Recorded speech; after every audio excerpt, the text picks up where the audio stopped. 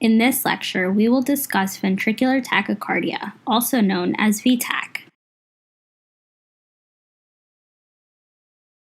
VTAC is defined as a rapid and repetitive firing of 3 or more PVCs in a row, with a rate of 100 to 250 beats per minute originating in the ventricles of the heart.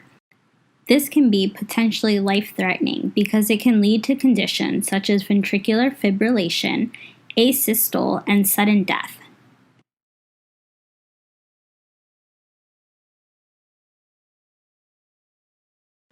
So there are two main causes of VTAC, which include focal and reentrant. So focal can be caused by hormones such as thyroid hormones, low oxygen, stretching of the ventricles, and cardiac diseases such as coronary artery disease, which causes irritation to the myocardial cells. Reentrant can be caused by previous injury to the heart, such as an MI, which has formed a scar or damaged tissue in the ventricle. Be sure to check out our lecture on reentry and the mechanism of arrhythmias due to reentry. In the reentrant cycle, the scar tissue can cause the electrical current to be fired outside of the heart's normal electrical current pathway.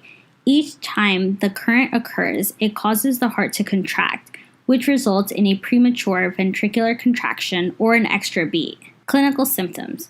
So because the ventricles are beating so rapidly, they don't have time to fill all the way.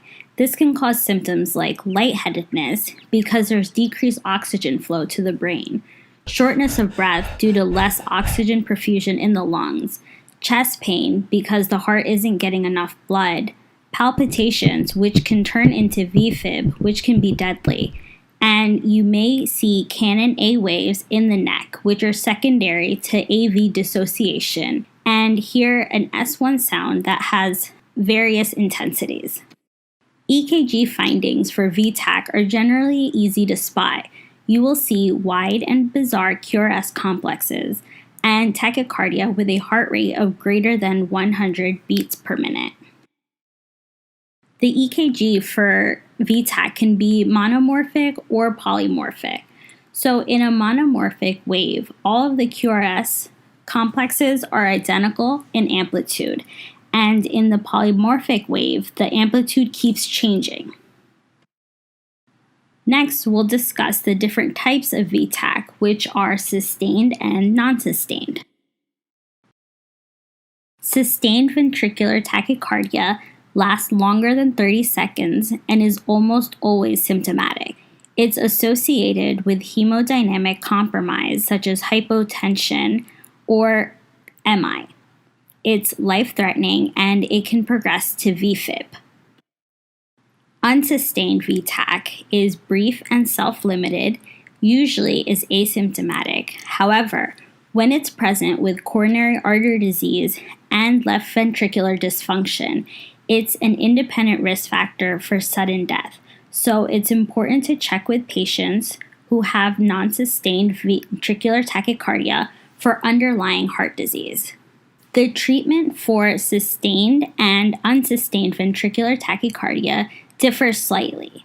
For sustained ventricular tachycardia, if the patient is hemodynamically stable with mild symptoms and has a systolic blood pressure greater than 90, pharmacological therapy includes IV amiodarone, IV procainamide, or IV sotalol. If the patient is unstable, then immediate cardioversion followed by IV amiodarone is given. All patients with sustained ventricular tachycardia should undergo a pacemaker placement. For unsustained ventricular tachycardia, if there is no underlying heart disease and the patient is asymptomatic, there is no need to treat. These patients are not at risk for increased cardiac death.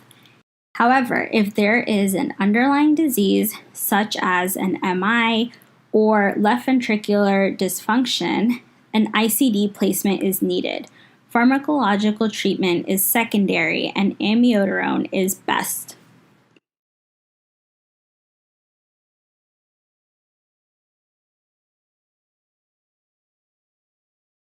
Guys, thank you very much for watching this video. Make sure that you like and subscribe, and if possible, share it with your friends as well.